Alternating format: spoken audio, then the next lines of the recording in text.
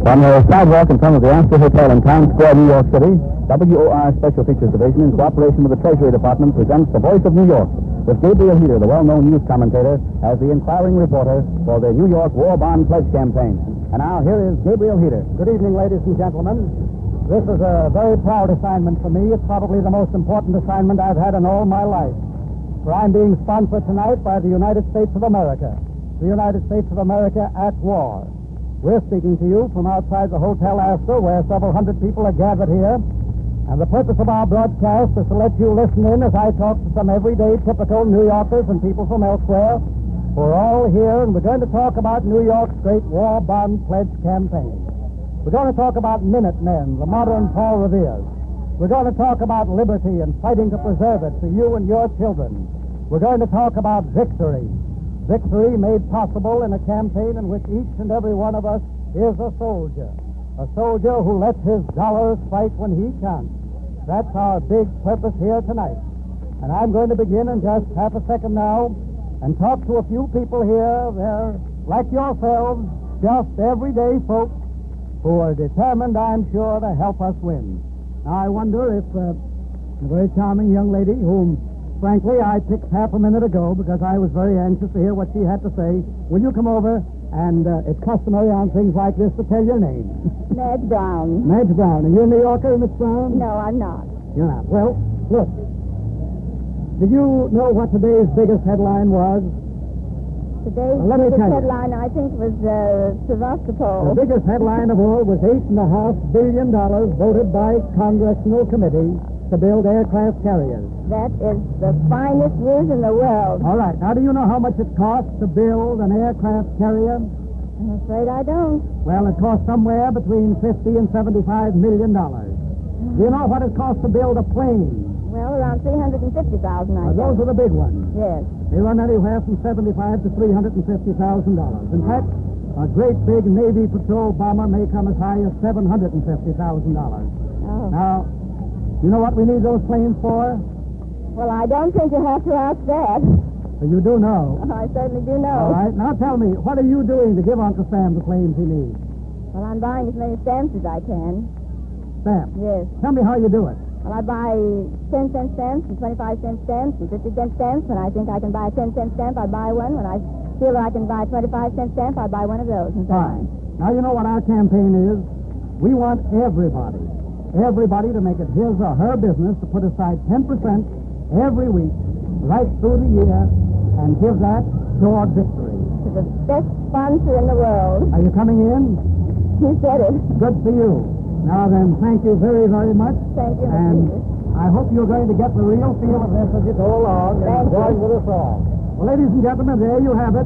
The enthusiasm, the excitement, the eagerness of a typical everyday American woman, eager to do her share and happy to know that we are doing it. Now, this gentleman, I'm very glad to meet you, sir. Let's shake hands. Mr. Heater. I look forward to the opportunity. Well, great pleasure. May I know your name, sir? Marco, Stano Marco. Mr. Marco. That's right. Are you a New Yorker, Mr. Marco? All my life. Good for you. It's a great place to come from. Now, you tell me something about this great campaign we're talking about here. How do you find people reacting to it? Well, I think they're reacting to it very favorably. Numerous friends that I have are very much encouraged over the sales that they've been realizing over the stamps and bonds, so forth. And I personally have made quite a bit of an investment in it, and I intend to continue it. Do you find people reacting favorably, enthusiastically to all this? Yes, I think they are even more than enthusiastic, especially those who can afford, and those who can't afford are doing the best they can. Well, now, I don't know what your business is, but I'm going to talk money to you for just a second. How much would you say it costs to build a submarine? Well, that's difficult for me to say. I'm in a profession. I'm no. Well, let me tell you so that you'll know how much money we need. $7 million to build a submarine, the kind that sinks Japanese transport. Well, let's add a couple of Germans with it. Good. Now Now then, what would you say a destroyer costs? Again, I repeat, I haven't the slightest All idea, right. but I know that there must be. Let me give you some figures I have here. A destroyer costs anywhere between $8 and $12 million. A large cruiser, $76 million. A heavy cruiser, $41 million. And a light cruiser, $34 million. Now, you can see why we need all this money, can't you? Most certainly do. And I think it should be the duty of every American, every alien, anyone who lives in this country and who has the privilege of living here, to do their utmost in purchasing as many bonds and stamps as they possibly can. Yes, indeed. And as I look around here over our audience and I see men in uniform, men who are giving not money but giving their lives, their work, their sacrifice, I'm beginning to realize what a tremendous thing it is to be able to do one's part in the purchase of bonds. You know, one thing we're trying very hard to get over is to get every company to sign up every man and his employee in these pledges. Do you find any excitement along those lines? Well, yes, among friends of mine who are in business. But I personally, being in a profession, I don't have any such... in your profession, I hope you'll find it possible to spread the gospel along in a good way. Doing the best I can. Thank you for coming up, sir. Thank you, sir. Now, let's see. Let me have another lady. Fine. Suppose you introduce yourself. Well, my name is Edna Vincent. How do you feel in front of this audience? Well, I'm very excited. This is my first time in New York this evening. First time in New York this evening. Well, this is an event and broadcasting right in front of a hotel, answer. Yes. Well, Miss Vincent, where are you from? Los Angeles. A good place indeed. Well, Tell me, yes. have you been... What do you think about this great campaign to raise money from I the think it's fans? very wonderful. We're doing it in Los Angeles also. Yes, I'm sure we're going to do it all over America. This is America's war. You understand... by the way, are you married? No, I just recently got a divorce. Well... I'm a country for a husband. For a husband, you couldn't come to a better place. See all these men out here. Now, I'm not sure that I can get you a husband, but I do know this. I can get you liberty. Not the liberty you just gotten the divorce. I mean liberty that counts. And you can get that by doing your share to purchase the bonds. Do you understand what we mean by the war pledge? Yes. I pledged so much out of my salary every week ever since we started. I have 3 or 4 bonds now. Good. Now, do you do that through a company or do you do that No, yourself? at a company where we work. The whole company does I it. see. All the employees. Who got the idea up, the employees or the company? I think the company. And everybody came along, of course. Yes, but 1 or 2, I'll get them when I get back. Well, good for you. Well, you can see how much it means to be able to tell all these people and those who are listening in how we can do it. And there's one thing I know that I'd like you to say to the radio audience, if you will. When a Minuteman rings your doorbell, what do? I'll open the door and let him in. And make him welcome. Yes, because he comes on important business. And if we all only take a minute to sign up and do everything we have to do, there'll be minutes and hours and days and years of glory for us all, won't there? Yes, sir will. But I'm certainly much obliged to you for coming over, and I do hope you'll enjoy your stay in New York, and you'll find a husband. I'm sure of it. She's most charming. I know she'll find a husband. Now, how do you do, sir? How do you do, sir? How do you do, sir? Glad to know you, sir. Very glad to know you, sir. You look like a typical New Yorker, are you? Well, that's what they call me. Good to see you. Yes, sir. And you want to tell us your name? And Oh, yes. My name is Fitz, Harry Fitz. Harry Stitt. Yes, sir. You're a businessman. Well, I happen to be working as a clerk at the Hotel Woodrow on 64th Street. Oh, yes. That's just a little way up here. Yeah, that's all. Well, you meet a lot of people in your work, Oh, don't yes, you? very many. Do you find people talking about the New York war bond campaign? Yes, sir, very much so. Everybody's excited about it. Oh, yes, most all people are. How do they handle these matters for people at a hotel? Well, it so happens in the particular hotel I'm in, our manager, Mr. Amigo, happens to be the Minuteman over there. And he, of course, is a very likable and very fine gentleman. And I don't think there's anyone gets in the entire hotel who isn't most obligated not only to him but also to the country and in buying war bonds. I'm almost sweet, sir. Every single one. What does he do? Ring doorbell after He doorbell? stops them before they go upstairs. Before they go I see. upstairs, before they have a chance to get in the hotel, they have to sign their pledge, and he makes sure they do. Well, it's an easy thing to sell, isn't it? Oh, yes, and everybody's more than glad to. They're more than glad to Yes, pledge all they indeed. possibly can. I'm sure of it.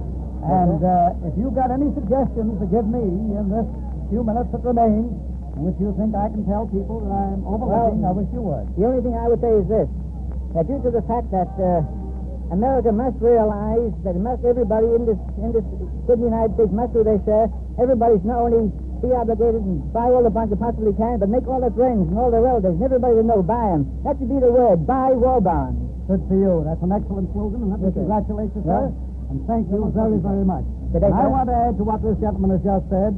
If any of you listening in will take this number, Murray Hill 32581, Murray Hill 3, 2581. If I'm overlooking anything at all, that's wrong. Murray Hill 2, 2581. Murray Hill 2, 2581. If I'm overlooking any details in this information, ladies and gentlemen, I wish you would call that number. You'll find somebody very happy to fill out anything you want to know. Now, another lady, please. How do you do, miss? How do you do? Your name? Katrina Kirkbride. Miss Kirkbride? Mrs. Kirkbride. Well, it's good to have you come over here and help us spread the gospel of the war bond. Well, I'm more delighted and eager to do anything I can. I'm sure you are. You're from New York? I should say I am. Tell me, you meet a good many housewives? Yes, I do. Do you find that housewives sense just what we're after in this campaign? I think they are now, yes.